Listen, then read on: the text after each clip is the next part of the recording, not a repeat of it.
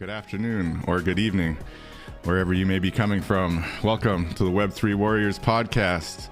We are back and we are live with episode 4 featuring MadBulL Liz and her amazing 3D collection of MadBulls. And she's joining us from Malaysia. Thank you for joining us, Liz. I know you have a little bit of a lag on the video, but your audio is coming through good, and I'm literally looking forward to our conversation today. Before we go over to Liz, I want to do a quick introduction of the show for anybody who's just joining us for the first time. Thank you again for tuning in. This is Web3 Warriors podcast. We come live every Saturday, and we are really focused on kind of emphasizing and showing the world the power of this blockchain technology and really what NFTs are doing to basically create a whole new layer of the creator economy, or I've heard some people say even the service economy more broadly, because you can attach services to your NFTs as well. And this podcast aims to really interview, movers and shakers within the Web3 space, as well as creatives and artists who are finding success and really building some really impressive projects and creations and minting them on the blockchain and being able to basically create new revenue for themselves and build out a community around their creative kind of vision and projects that they're working on. So the podcast does aim to be fun, educational, and really thought-provoking about what we are kind of dealing with right now with Web3 and with blockchain and NFTs, because there is a lot of misinformation out there. A lot of people kind of saying that NFTs are a scam, or, really kind of misunderstanding the purpose of NFTs. And on this podcast, we're very much focused on and dedicated to emphasizing that it's really about creators being able to find new avenues of support and a new vehicle, essentially, to create a community and an economic engine behind their plans and their visions, which wasn't available earlier. Like we've been hearing about the creator economy, which often, we hear about YouTube and even people making it big on Instagram, Facebook. And that's all well and good because you're using your own creativity, which is still awesome, and you're able to make a name for yourself. But ultimately, you're relying on those centralized businesses and platforms to basically help you boost yourself, right? But with the NFT space, you're decentralizing that ownership, and you're essentially saying, I'm going to take this creation of mine and mint it on the blockchain. And from there, anybody who wants to support this creation can join me by purchasing it and become a part of this project. So now you've cut out the middleman, you've cut out, the platform that you're relying on. And even though, of course, there are marketplaces and there are, centralized exchanges, ultimately, once you own that NFT, it is on the blockchain, which is immutable, meaning that it will never go away, and it's decentralized because it just exists in so many nodes and parts around the world that the only way it could ever actually disappear is if the internet shut down, especially in the case of Ethereum. When you get into some other blockchains, some people would say, maybe Solana or Tezos are not quite as decentralized and thereby immutable as Ethereum is. But that is a much broader conversation. But the tenet is, and it's not going to go anywhere, is that blockchain is here to stay, and that this avenue and this opportunity for creatives is really revolutionary, essentially. And so we're just here kind of talking to creatives who are already making a name for themselves and building out really impressive and cool projects. And really excited about MadBulL Liz and her MadBulL collection, because she is actually the first collection to join us that is verified on OpenSea. As you can see on the screen capture we got here, almost 300 Ethereum in sales. That's really impressive. So we're looking forward to getting into that conversation. And today, with it being the MadBulL collection, we're going to be focusing on kind of the topic of collectibles on the blockchain, which, in any sense, almost every NFT is some kind of collectible. But with this project and with other projects that I've seen, we can get into the topic of actually what we call phygital, which is to say you can take that collection and turn it into something in the real world. So in this case with MadBulL, she actually has a 3D object that you get with the NFT when you purchase any one of these cool characters. I also have a little video of some of the characters streaming on the screen, which you can see there. But yeah, you get a little object file, and from there you can actually 3D print the object file. So right there, you're turning your digital NFT into a physical, actual object that you could put on your desk or do whatever you want to do with it. And we're going to talk to Liz about some of her roadmap and plans around that. And it's just really engaged me really early on. I know it's been around since I think early 2021 when things were really blowing up. So we're looking forward to kind of getting into that and having a bit of a conversation around what's possible with NFTs and collectibles, and really the phygital topic of something that's digital also being cool in the physical world and being able to turn into something real and tangible in the physical world. And we're seeing that on the design side and the fashion side as well. So it's a big topic in the space. I also want to give a shout out to anybody who's attending the Super Bowl this weekend. I have heard some rumors that there are going to be some NFT, what do you want to call it, Easter eggs or what? I'm not sure where it's going to play in, but apparently there's going to be some NFT influence at the Super Bowl this year. I know we've got some celebrity apes, the Bored Apes rocking it there. So I'm excited to see what happens tomorrow. I'm not really picking a side in the battle, so we'll see how it goes. But yeah, looking forward to that and really excited for it. So shout out to everybody out in LA doing it big for the Super Bowl. And with that, yeah, we're just really excited to get into my questions for Liz. And thank you again, Liz, for joining us all the way from Malaysia. I believe it is almost midnight or maybe past midnight out there. So it's still morning out here in the prairies where I'm at. Thank you, Liz, for joining us. Maybe to start off with, I'll give you a chance to introduce yourself and really just kind of tell us what brings you to Web3 and NFTs, and maybe what was your creative spark that kind of brought you to the creation of this project. But thank you for joining us, Liz. How are you doing? Thank you, David. Okay, thank you for having me in your podcast. It's my pleasure to be invited. And well, to be honest, when I got into the NFT world, I didn't know much about what NFT is, except that I saw that people are making arts and selling them online. And I was learning about cryptocurrency that time. Then one of my friends told me about NFT and tells me that I should listen to Clubhouse to learn more about it. And back then, no one really spoke about Web3. And so the terms it's relatively new to me, and I still don't know much about Web3. But since I have been involved in the NFT world, people around me tells me about how they are into the decentralization of the blockchain and how DeFi and GameFi is going to change how the world works. I'm still learning, and I think your podcast is going to help me and people like me to learn more about Web3. That's what we're here for. As for how MadBulL started, I was listening to Clubhouse, and people were talking about how the animals are taking over the NFT world. And I myself had looked at so many NFT that revolves around animals. So I thought to myself that I want to try to do something too. And that's gotta be something that no one have done yet, and it's gotta be meaningful too. So I begin thinking about many others, but I finally decided on drawing bulls. Since that time, there isn't many 3D project around, and I didn't think I ever saw any bulls projects, so I would be the first. And I thought to myself that a bull would be a good symbol, an omen for the collectors, since we are all hoping for the bull run to go on forever, both the cryptocurrencies and also the NFT world. Yeah. It's like I'm creating a mascot for the collector. It's like that. I love it. Yeah.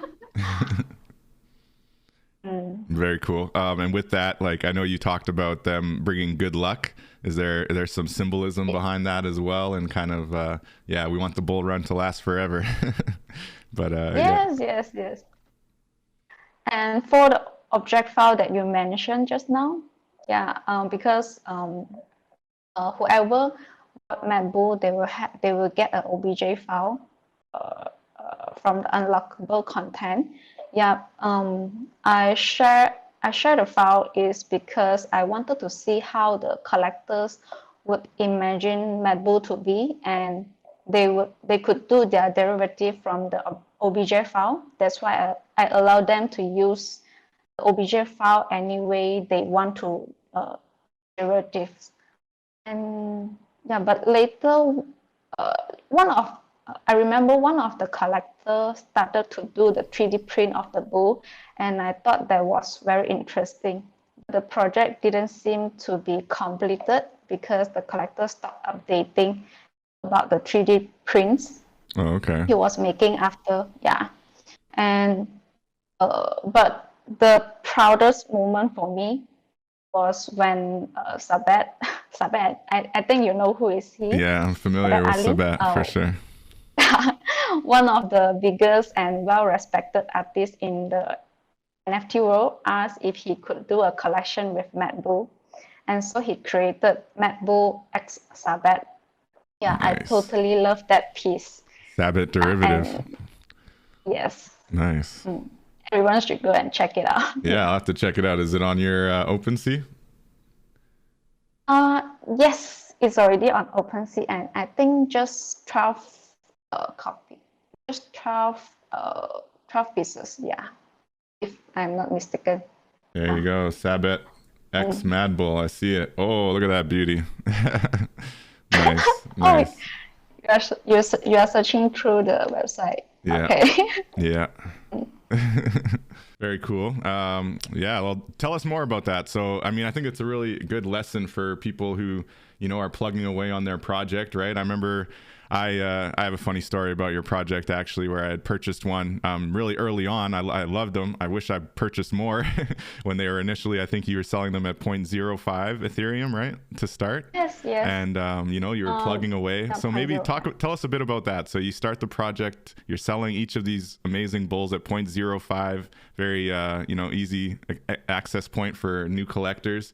And it's selling, you know, slowly building. And then obviously, you know, you get Sabat, you get a few other bigger names saying like, wow, this project's awesome. And then all of a sudden that's when the floodgates kind of break open, right? Could you tell us a bit about, you know, the process behind that and maybe your own, you know, mentality and how you were dealing with, you know, your sales and then how things changed after you got a little bit more exposure? Okay.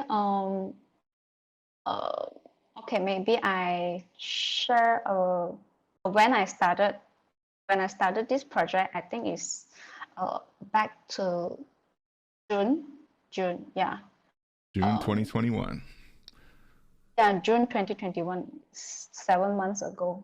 Yeah, and that is the time that I decided want to do NFT, and I was once I have decided to draw a 3D character bull, then I have prepared for around a month from sketching and then model it into 3Ds. And after I have done a few like 20 or 30 pieces, then I start uploading the first one on OpenSea, I think on 4th of July. Yeah, on 4th of July. That's the first MadBulL that I minted. And then as usual, I was just like other artists, go to Clubhouse and to present our work, to share about our work. And then I think about 2 to 3 weeks, and I got some sales. When I got my first piece, so I was very, very happy. I was so happy. I just tell my mom that, oh, I got my first piece sold, and then she was so happy for me. But then after that, I think we just keep sharing, and then I would just keep doing and keep sharing because that time is Malaysia is locked down as well.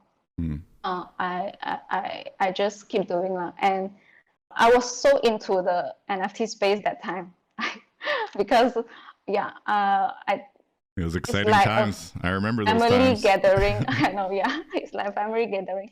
And when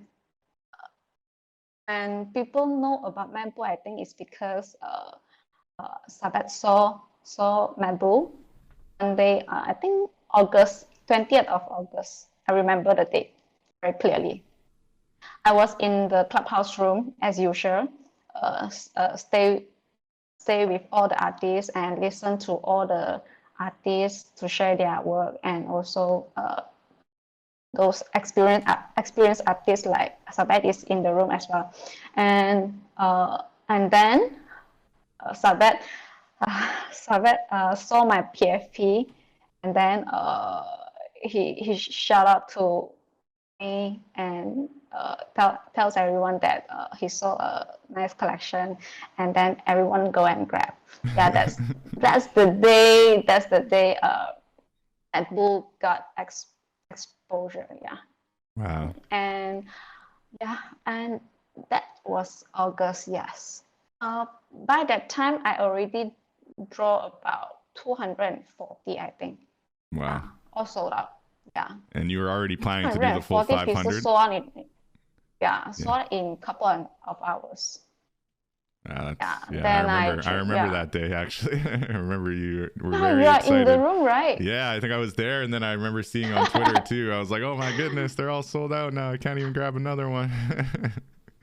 Yeah, and then yeah, I will just keep doing that because every week I will upload 20 pieces of MadBulL. I will mint 20 pieces of MadBulL, and yeah, and the price has rise a bit by a bit because if I keep to mint it at 0.1, then it's not good for the collector who have bought in high price. You know? Yeah. Like for example, if a collector bought at 1 ETH, and if I still list it on 0.1, 0.1 is not good for them. So the price has rise little by little. Yeah, until now, every piece I minted is start from 0.3. Wow. Yeah.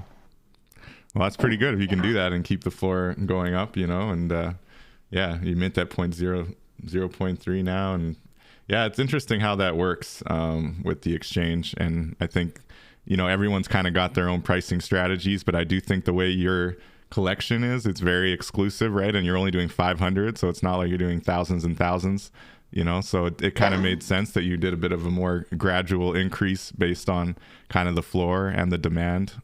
I think it makes sense. So how do you view, like, in a perfect world, what is the next step for MadBulL, and how do you see your collectors basically taking these collections or these NFT items to the kind of next level? Like, do you see a future utility as just toys, or do you see a future utility, what's the game plan for the MadBulL collectors, especially once, I think you're almost capped out at 500, right? You're at, I think, 496. Yes.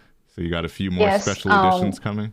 493. So you got 7 more. Yes, the collection total will have 500, and I forgot to mention, it's all handcrafted, piece by piece handcrafted. Yes, very it's important not computer point. generated. Yeah. And I personally think that NFT is evolving every day, even as we speak, and the community will eventually decide how the NFT will be and its utility. But for MadBulL, we are hoping to integrate it with real world utility that serve as the access to perhaps some of the rarest art toy collection of fashion brand launches. I want to build MadBulL into a lifestyle brand that not only exists on the blockchain, and that will give value to the collectors of MadBulL. Yeah, that's the plan. Yeah, and also, when you say lifestyle brand, how do you see that ideally? Because I mean, it's pretty broad. How how do you see it being used ideally as a lifestyle brand? Because for example, do you know fabric? Vaguely. Yeah, Somewhat. that's the, we say, designer toy or art toy that is quite popular in Malaysia. I'm not sure about Okay. Canada. Yeah, because everyone is collecting it. It's like people love to collect. If let's say they have released a series, like a series with 12 pieces of design, then people will just bought all the design. Right. It's like that. Like, people love to collect. Yeah, they will love to display at their house. Yeah, I love that as well. Yeah, Yeah, I see it so as that's the idea. almost like bobbleheads or like, you know, a specific just something everybody wants to Yes, collect, right? And then they're each yes. kind of unique to as you say, they're each one of one handcrafted items. And so in the future, is there a utility on the digital side that you're foreseeing as well? Do you have any thoughts towards the metaverse or any other plans on the digital side with them? Yes, of course. In fact, MadBulL have procured a piece of land in Decentraland Oh, that wow. nearby the fashion street back in November 2021, which is 2 months ago. Yeah. Congrats. However, since I'm working on MadBulL alone and the collection isn't completed yet, so I'm focusing on finishing the collection first, and then I will work on the building, the gallery in the metaverse. Wow. And you're going to The build that gallery, yourself too? I was looking for people, but I couldn't find any. If you know any, you can recommend to I know me. a couple And crypto voxels builders. The Decentraland one is a little bit more picky, but I feel like with your yes, 3D capabilities, you might probably do a better job than a lot of those people. You know, and just take the time to plug away on their what is it, the SDK, right? I think they have their own yes, developer kit. yeah. Yeah. Yeah, and the gallery will not just feature the art piece, but also have some other utility. But we are working on that part, and hopefully everything turns out well. And also, there are extra utility that I never thought of. MacBook will have, which is I'm currently involved in a NFT project called Holy Shoot. The is a football team GameFi project, and Temple will be able to be one of the player to play in the game to earn tokens, and also with the tokens can exchange with the limited edition NFT. Yeah, Nice, nice. that's So that's you've added a extra utility in utility another for it. project already. Yes, thanks to the team, the game developer, yeah, allows me to have MacBook collection into their games. Yes. Wow, that's really cool. And would it be like these defenders? I know you've got these football player Mad Bulls. Would they have like special utility, or would they they just happen to be one Yes. of the themes? Yeah, Mm, that's really neat. correct. It's really cool. Wow. I can imagine. It's like the game will be like a football manager game. So uh, uh, Bamboo will be the player, and it will play with the collections NFT. That's really cool. And you're doing some of the art for the Holy Shoot campaign as well. They just dropped today, right? You can give them a quick plug if you'd like. And Yes. that's Holy Shoot with Uh, SHXXT. yes. Yes. Yeah. The pre-sale just happened 2 hours ago. Yeah. There are 24 hours for them to mint for pre-sale whitelist holder. Yeah. Nice. Nice. And what's the mint price on that? I think they're point 0.1 or 0.11. 0.11. Cool. Yeah, those ones are looking really nice. You did really good with those two. And so you're saying they're doing a game around the Holy Shoot, right? So you can go to holyshoot.io Okay. website. Yeah. Yeah, definitely check that out. Holy Shoot with two X's Yeah, .io. with two They've got a X's. really cool Really cool project going on. And so they've got a kind of GameFi or game connection to their project, right? And so you've made these little 3D characters along with one of their team members, or are you leading the design on these? They're amazing. Oh, we have one art director. He basically is the is the is the person that think of the graphics, and then I'm the one to make it to 3D. Very cool. Yeah. I work very closely with him. Nice. Yeah, I can definitely see your handiwork on them, and they're definitely quite the characters. Definitely, everyone check it out. Holy Shoot with shxxt.io. Just dropping today. Public mint starting, I believe, tomorrow or Monday. Or no, February 14th. 2 days from now. Public sales. Yeah, public sales Very will cool. be on 14th, Valentine's Day. No doubt, eh? Oh, it is Valentine's Day coming up. All right. So that's all kinds of utility. I didn't know about your Decentraland spot there, so that's really cool. You said you bought that in November, but obviously it's still under construction in the metaverse. Yes, correct. That's really exciting. Do you have an ETA for when you think that's going to go live, and are you planning to do a kind of event in the metaverse to celebrate that? Like, do you have a planned date that you plan to go live with it? I haven't think of it, but as I know that many events is happening on the metaverse, which is the virtual world. So why not? Anything can happen there. We will plan events there, and also some other maybe gatherings or. Yeah, no doubt. And you can think about it. The cool thing with the collections too, and I've seen this work a lot in crypto voxels. I haven't actually seen it in practice very much in Decentraland, but I know it's possible where you can kind of create like VIP areas, right, where only your collectors can access a certain like space on your lot, kind of thing. So you can make like a little VIP corner for collectors. Something to think about. They call it like gated community, so you get little extra special perks if you're a holder. And then there's obviously like POAPs, proof of attendance, participation tokens, so there's that option as well. I don't really know about this. About POAPs? You mean is on crypto voxel or Decentral? Can it happen in Decentraland? Yeah, they can. You can do gated spaces in Decentraland as well. Crypto voxels is kind of more of a. Have you dropped into crypto voxels yet? Yeah. Yeah, so it's like kind of more scaled down. Obviously, I think Decentraland's probably closer to what you would want for your nice artwork and for your characters. Because you could probably actually build something close to each of these characters and actually have them as avatars or something. Yes. That is the reason I chose Decentraland, because MadBulL is not pixel kind of 3D. It doesn't lend itself well to the voxels, right? Yes, correct. No doubt. Cool. Well, that's really exciting. I'm glad you shared that with us. We look forward to seeing your MadBulL spot in Decentraland. Let us know when that's ready for attendance.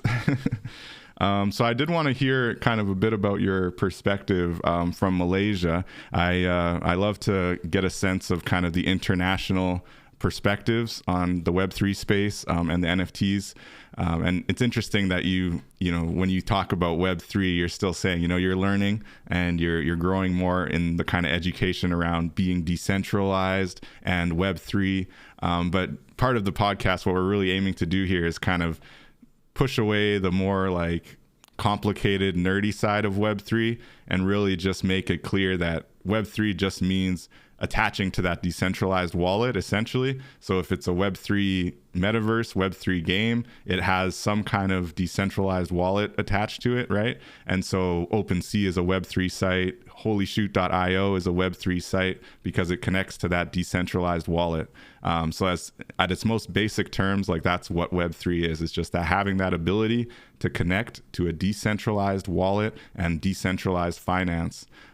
So it's not overly complicated. It just sounds really nerdy. I see.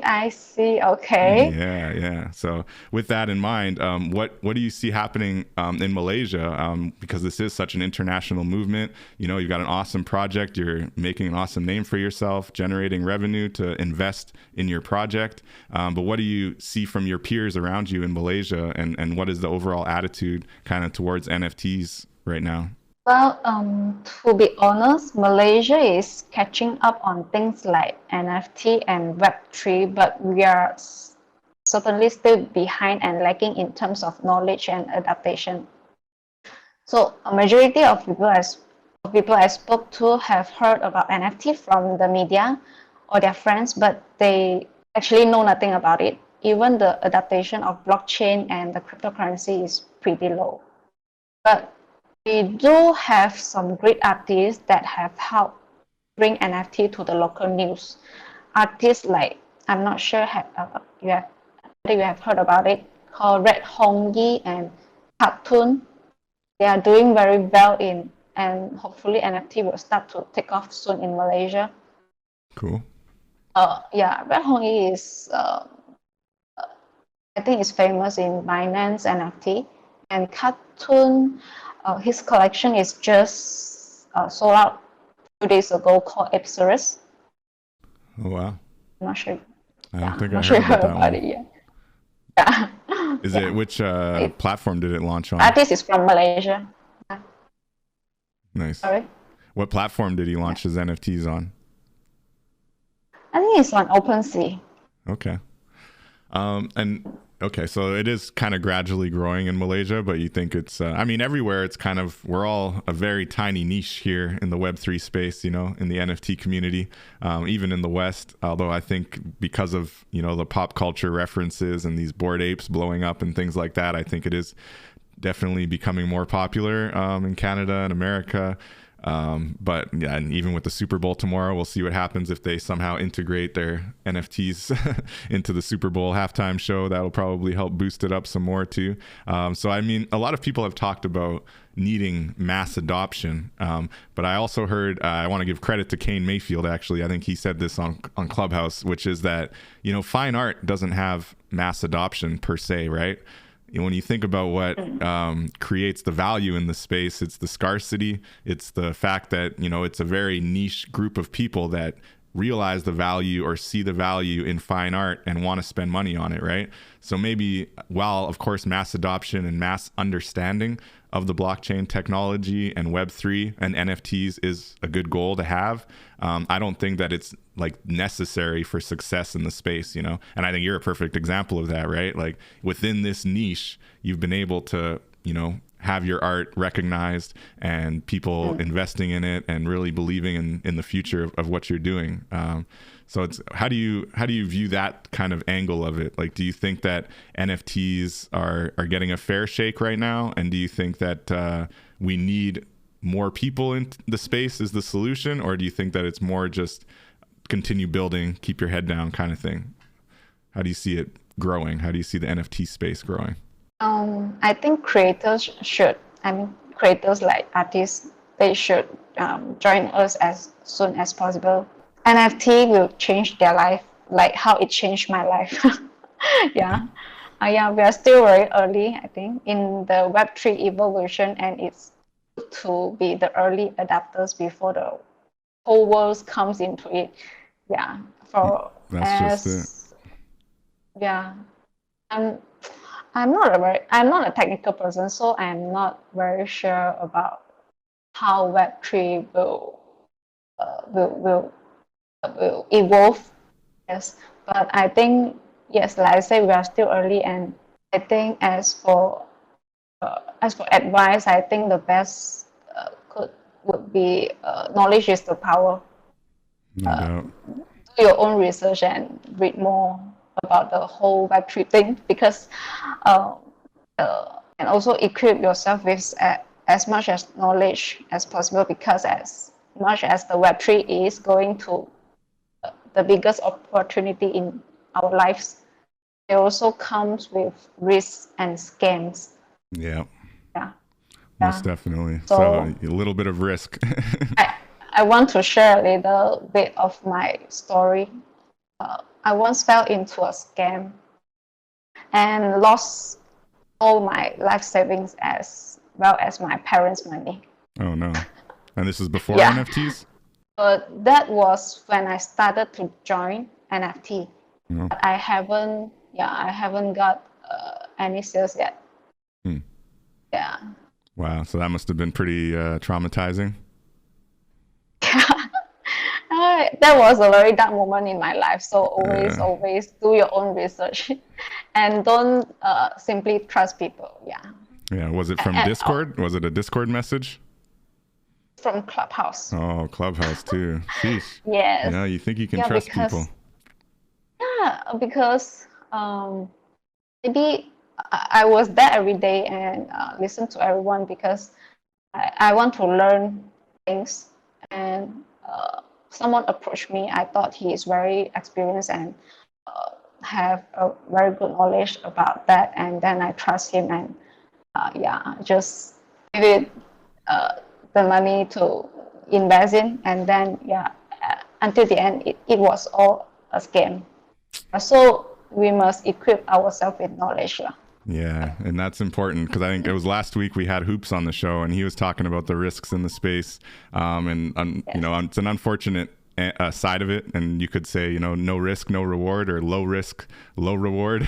So it is part of the space, just navigating, especially in crypto. You'll have people pitch you on X crypto, and say, here, invest 500 5,000, whatever the amount may be, and you're gonna 10x and it's gonna be great. But yeah, I definitely want to stay skeptical of those kind of pitches. Often, or almost always, if it sounds too good to be true, it probably is. That's an important point. So I'm sorry you went through that, but karma came back around for you, right? And the project took off, and so that is a silver lining in that. And you didn't get discouraged and leave the blockchain space, right? You doubled down and you invested in the space, and you created some awesome pieces here that are really, probably made back all that money that you lost and then some, right? Yeah, correct. And, good stuff. So I was curious on the characters, like how did you come up with the different styles? So I know you got hip hop, you got some awesome ancient Egypt pharaoh vibes. Halloween obviously is a kind of obvious one. Some cool Halloween ones. But what's that inspired your different themes, and how have you decided, because you do craft each one of these individually, but it looks like you have 10 groups of 10, 20 different kinds of themes. How have you decided to design these? Okay, it's actually the inspiration is come from my life, actually. Yeah, from the first, I would say from the first 100 pieces, it was just the classic one the classic design that I thought in my mind. Yeah. So after the 100 pieces design, then I started to know a lot of people from around the world, and also that time was an event is happening. I think it's Olympic. Yeah. And then everyone in Clubhouse changed add the icons of their own country on the PFP, remember? Oh yeah, I remember and that. Then I was and then I was thinking like, maybe I do different culture of MadBulL, different culture, different country. Yeah, so you will see there are Japanese, there are English style of MadBulL, and also Korean style. Because we've also met a lot of Korean artists, right? And also Indian. Yeah, a lot. Wow. So it's very internationally inspired. Yeah, a lot Indian NFT artists in the space as well. So yeah, I even asked them, is the traditional way that I draw, is it legit? I even asked for reference. Wow. That's awesome. Yeah, I'm looking back. I just brought up the oldest, so I'm going from oldest to new, and I'm just seeing your original ones. It's taking me back to the last year. And really cool pieces. So you've been inspired by kind of the international vibes, especially in Clubhouse. That's pretty cool. Yes. And can you share a little bit about what your, final 7 graphics are going to be? I'm sure you've got a lot of collectors waiting anxiously to see what's going to round out the collection to hit 500. Do you want to share anything? Actually, there are 20 left for the collection. Oh, 20? Okay. 20. You see the collection. Sorry, you see the collection item is already 400 plus, right? Yeah, it says That is because 493. it's included all the giveaways and also appreciation MadBulL. Right, I remember the appreciation one. That's when someone snatched mine because they wanted it. That was a funny scenario. Yes. Yeah, but it's not the 500. Yeah, so okay. We will based on the numbers of MadBulL to see which one is in the collection, which one is giveaway. Very cool. So you have 20 more spots. So the last 20 will be every pieces is different design. Wow. Individually different. Yeah, it's so you're not doing any no more group themes. Yeah, no more groupings. Yeah. Cool. The teams I will keep it as secret first. I want to surprise my collectors. Yeah. No doubt. All right, that's cool. I can respect that. Definitely keep it as a surprise. That's really cool. Thank you again for joining us here. We got another 10 or 15 minutes. If we do have any questions from the chat, I'm not sure. Lil Nate Dizzle says, equip yourself with knowledge when investing. Definitely a good tidbit. And NFTs are an investment in many ways. It's funny from the American perspective. I often hear this topic around securities and how, if you're selling 3,000 or more NFTs and promising people it's going to go up in value and all that, then you're technically a security. So, there's a whole lot of technical definitions and things that are kind of hypothetical right now because the space is really just shaking out. And we'll see what happens with that. But I like to emphasize on this show the importance of, or the possibility of investing in, wow. Maybe I can share this. She's got a 3D print. Yeah, this is that's beautiful. Yeah, I've looked for because I'm going to do a merch store and an online store that the sales will benefit the collector, and this is one of the sample that I have made. Wow, put it a little bit more centered. It's a little cut off on my screen here to your other side. Yeah, there we go. Oh, wow. I see it now. That's awesome. That 3D printer did a good job. That looks exactly like the NFT. That's insane. Yeah. Wow. That's This is the Devil series. Thank you for sharing that with us. Anyone not looking at the video, she's showing us an actual 3D printed, and it looks bigger than your head. That's a big one. So that's pretty cool. It's bigger than mine. And you can scale them as big or small as you want, right? And there you go, a real life MadBulL. So you're saying you're going to have a store where people are going to be able to order those bad boys? And how is that going to go back to the collection and the community? How do you see that connecting to the NFTs when you're selling them in the store? We are still thinking about it because initially I was thinking to wanted to do all the 500 designs, but after I checked with the vendor, it's impossible to make 500 design because each design will have a minimum MOQ. So I will choose which design and how I would see how to benefit all my collector. Well, I mean, even just if it is certain designs, that's all right. But what is the limitation there? It's just on the production side, it's not kind of feasible to do individuals for each one of the 500. Is what you're saying? Yes, correct. Okay. Well, that's interesting. So then the collectors are going to really be hoping that their piece gets chosen, right? Yes, correct. So if you got some of the and I'm actually looking for vendor to do a bigger size one. Okay. Like half of my body. Yes, Whoa, it's something almost like life size. this, yes, yes. It's just like 1,000 size of fabric. Yes. And do you envision a Yeah. future where maybe you even have like a storefront, a MadBulL storefront, like actual in real Um, life store, or just going to keep it digital and people can order online? um, at the moment, it's online first. Yeah. For sure. Wow, that's really But exciting. definitely, I will make a display for them. Yeah, I will display it very nicely. Wow, that's really cool. Well, thanks for showing us that. That's amazing. Yeah, I think I was just going to mention when it comes to the investment side, definitely there is the potential to view these as almost like stocks, and really feeling like when you buy into an NFT project, you're buying a share in a company. It's not exactly how it works. I think it's an important distinction to make, that like you're more than anything, you're supporting the artist, right? You're supporting the creator who's creating this project, and different projects will have different stipulations around what that support entails. You know, some projects will give you full copyright derivative rights to the art that you're purchasing with the NFT, while others will not give you any rights and will just thank you for your support.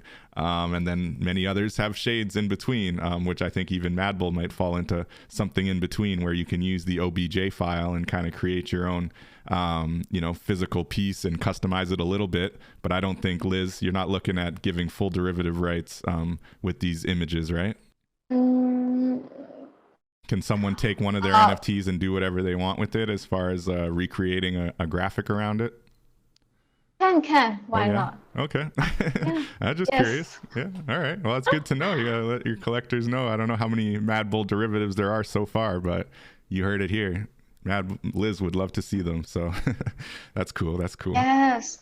Yeah. All right. We'll get some more MadBulL derivatives going.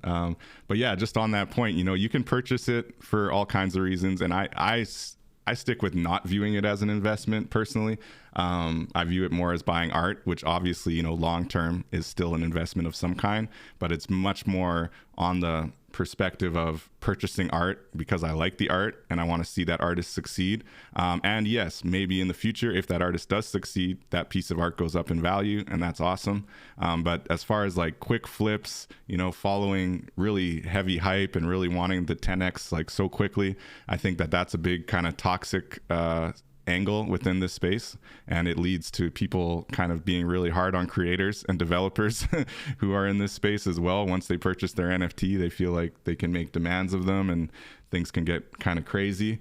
So I recommend, we recommend in the Web3 Warriors, just purchasing NFTs for the sake of supporting the creator or the artist behind those NFTs and the project, and really do your own research, actually understand the project that you're buying into before you go purchasing NFTs. Unless you just love the art, then you can purchase an NFT for the sake of the art too, and that's okay. I wanted to say that the incident that I got scammed is not because I purchased NFT, it's because I was into the cryptocurrency. Yeah, the cryptos. Yes. They sound so Yes. enticing, right? Yeah. Those, yeah, the crap coins. It's a PG-13, we'll call it. Well, I'm sorry that happened to you, but karma came back. The Ethereum blockchain and the OpenSea market saved you. Yeah. Your family, your parents are happy with NFT. you, right? Your parents are happy with you now. Yeah. Yeah. Actually, they didn't know about that. Oh, there you go. Even better. You didn't even have to tell them. You made the sales. You recouped your losses quick. Yeah. Nice. Well, that's awesome. I'm glad that's working out for you. So I do want to give you the opportunity, Liz. I don't know if you have any questions for me, for the, just about the space, or any thoughts on the space that you'd like to share before we wrap up. And again, anyone who is with us in the chat can feel free to ask any questions as well. But Liz, like, how are you feeling about, your way forward? And do you have any questions for me and for, thoughts on the space? So far, no, I think it's all good. Yep. Cool. And thank you for having me in your podcast. And thank you for letting me know about Web3.